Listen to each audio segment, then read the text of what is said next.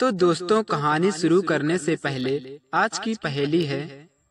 एक ऐसी चीज है जो जितना अधिक होती है उतनी ही कम दिखाई देती है। जब वह एकदम गायब हो जाती है तो लोग बेचैन हो जाते हैं। वह कुछ नहीं दिखती, लेकिन सब कुछ छिपा सकती है। बताओ यह क्या है? अगर इसका उत्तर आपको पता है तो नीचे कमेंट बॉक्स में अपना जवाब जरूर लिखिए। चलिए अब आज की कहानी शुरू करते हैं। बहुत समय पहले की बात है। भारत के एक छोटे से गांव में रामलाल नाम का एक किसान रहता था। रामलाल गरीब जरूर था, परंतु उसकी बुद्धिमानी और उसकी चालाकी के चर्चे पूरे गांव में थे। उसकी छोटी सी जमीन थी जिस पर वह दिन रात मेहनत करता था। हालांकि उसके पास अधिक धन नहीं था, लेकिन उसके पास वह समझदारी थी जो किसी भी मुश्किल का हल निकाल सके। उसी गांव में ठाकुर भूपेंद्र सिंह नाम के एक जमींदार का दबदबा था। ठाकुर बहुत ही अमीर था। गांव की अधिकतर जमीनें उसके कब्जे में थी, लेकिन ठाकुर को रामलाल फूटी आंखों से नहीं सुहाता था। उसे डर था कि रामलाल अपनी चतुराई से गांव वालों को उसके खिलाफ भड़का सकता है। इसलिए ठाकुर ने सोचा कि वह रामलाल की जमीन को किसी न किसी तरह हड़प ले।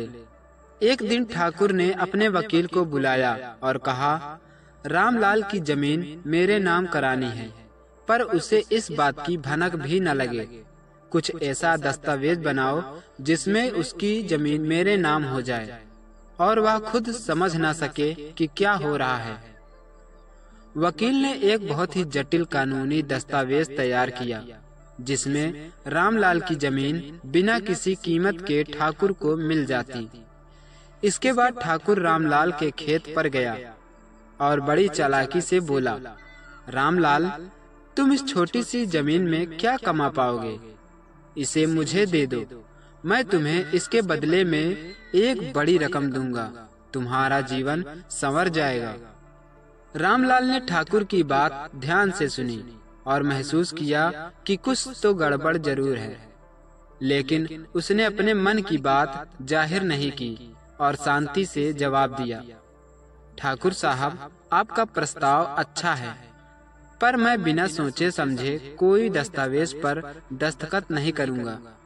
आप 2-3 दिन बाद आइए, तब तक मैं आपको अपना निर्णय बता दूंगा। उस रात रामलाल गांव के सबसे बुजुर्ग पंडित जी के पास गया, जो पुराने समय में जमींदारी के मामलों में काम कर चुके थे। उसने पंडित जी से कहा, पंडित जी, ठाकुर साहब मुझसे मेरी जमीन लेना चाहते हैं। मैंने दस्तावेज अभी नहीं देखे हैं, लेकिन मुझे लगता है कि वह धोखा कर रहे हैं। आप मुझे कुछ सलाह दें। पंडित जी ने दस्तावेज की बात सुनी और समझ गए कि ठाकुर जरूर कोई चाल चल रहा है। उन्होंने रामलाल को सतर्क रहने की सलाह दी। रामलाल को अपनी बुद्धिमानी पर भरोसा था। उसने एक योजना बनाई। अगले दिन वह ठाकुर के पास गया और बोला, ठाकुर साहब, मैंने आपके प्रस्ताव पर सोच विचार किया है। मुझे आपकी बात पसंद आई, लेकिन मैं चाहता हूँ कि यह सौदा गांव के लोगों के सामने हो, ताकि सब देख सकें कि मैं अपनी मर्जी से अपनी जमीन आपको दे रहा हूँ। इससे आपकी प्रतिष्ठा भी बढ़ेगी। ठाकुर यह सुनकर बहुत खुश हुआ। उसे लगा कि रामलाल उसकी चाल में फंस गया है। उसने रामलाल को 2-3 दिन बाद गांव के सभी लोगों के सामने दस्तावेज पर दस्तखत करने के लिए बुलाया। 2 दिन बाद गांव के चौपाल पर बड़ी भीड़ जमा हो गई। गांव वाले उत्सुक थे कि आखिर रामलाल और ठाकुर के बीच में क्या सौदा होने वाला है। ठाकुर अपने वकील के साथ वहां पहुंचा। दस्तावेज लेकर उसने रामलाल से कहा, लो रामलाल, दस्तखत कर दो। अब यह जमीन मेरी होगी और बदले में तुम अच्छी रकम पाओगे। रामलाल ने दस्तावेज के लिए लेकिन तुरंत हस्ताक्षर करने के बजाय उसने कहा, ठाकुर साहब, मैं तो अनपढ़ हूँ, क्यों ना गांव के मुखिया जी से इन दस्तावेजों को पढ़वा लिया जाए, ताकि सबको पता चले कि इसमें क्या लिखा है। ठाकुर थोड़ी देर के लिए हिचकिचाया, लेकिन फिर बोला, बिल्कुल, पढ़वा लो, इसमें कुछ भी गलत नहीं है। मुखिया जी ने दस्तावेज हाथ में लिए और पढ़ना शुरू किया। जैसे ही उन्होंने दस्तावेज के शब्दों को ध्यान से देखा, उनका चेहरा गंभीर हो गया। दस्तावेज में लिखा था कि रामलाल अपनी जमीन बिना किसी शर्त के ठाकुर को सौंप रहा है और उसे इसके बदले में कोई पैसा नहीं मिलेगा। यह साफ साफ धोखाधड़ी थी। मुखिया जी ने जोर से कहा, यह दस्तावेज तो रामलाल की जमीन ठाकुर को बिना किसी मुआवजे के देने की बात कर रहा है। यह साफ धोखा है। गांव वालों के बीच फुसफुसाहट होने लगी। सब हैरान थे कि ठाकुर ऐसा भी कर सकता है। रामलाल शांत खड़ा था। उसकी आंखों में आत्मविश्वास और चेहरे पर हल्की मुस्कान थी। ठाकुर की आंखों में डर साफ झलकने लगा। वह समझ चुका था कि उसकी चालाकी सबके सामने आ चुकी है। रामलाल ने हंसते हुए कहा, ठाकुर साहब, मैं तो आपकी मदद करना चाहता था, लेकिन लगता है आपने मुझे धोखा देने की ठान ली थी। अब गांव के सभी लोगों ने देख लिया कि आप क्या करने की कोशिश कर रहे थे। ठाकुर ने तुरंत माफी मांगते हुए कहा, रामलाल, मुझसे बहुत बड़ी गलती हो गई।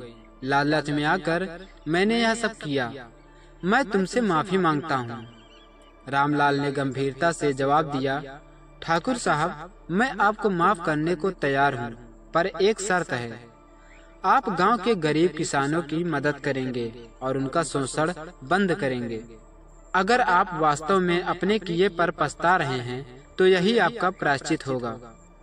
ठाकुर ने रामलाल की शर्त मान ली। उसके बाद उसने गांव के गरीब किसानों की मदद करना शुरू किया और धीरे धीरे अपना व्यवहार बदल लिया। वह पहले की तरह लालची और निर्दयी जमींदार नहीं रहा, बल्कि एक सहृदय और मददगार व्यक्ति बन गया। रामलाल की चतुराई और बुद्धिमानी ने न केवल उसकी जमीन बचाई, बल्कि पूरे गांव के लोगों को एक नई दिशा दी। अब गांव में शांति और खुशहाली का माहौल था और सभी रामलाल की तारीफ करते थे। वह न केवल एक गरीब किसान था, बल्कि अपनी समझदारी से सबका भविष्य सुधारने वाला एक नायक भी बन गया। ठाकुर भूपेंद्र ने रामलाल के साथ मिलकर गांव के किसानों के लिए एक सहकारी समाज स्थापित किया, जहां किसान अपने उत्पाद सीधे बाजार में बेच सकते थे। इस घटना ने गांव के लोगों के बीच का एकता और सहयोग की भावना को और मजबूत किया। अब गांव में सिर्फ एक किसान नहीं, बल्कि सभी एक परिवार की तरह रहने लगे। चतुराई और धैर्य से हर मुश्किल का हल निकाला जा सकता है। रामलाल की बुद्धिमानी ने न केवल उसे धोखे से बचाया, बल्कि पूरे गांव को भी एक नई दिशा दिखाई। दोस्तों, अगर आपने पहेली का उत्तर अब तक नहीं सोचा तो थोड़ा और सोचिए और हाँ, अपना जवाब कमेंट में जरूर बताइए। मिलते हैं अगले वीडियो में एक नई पहेली और एक नई कहानी के साथ। तब तक इस कहानी का आनंद लेते रहिए।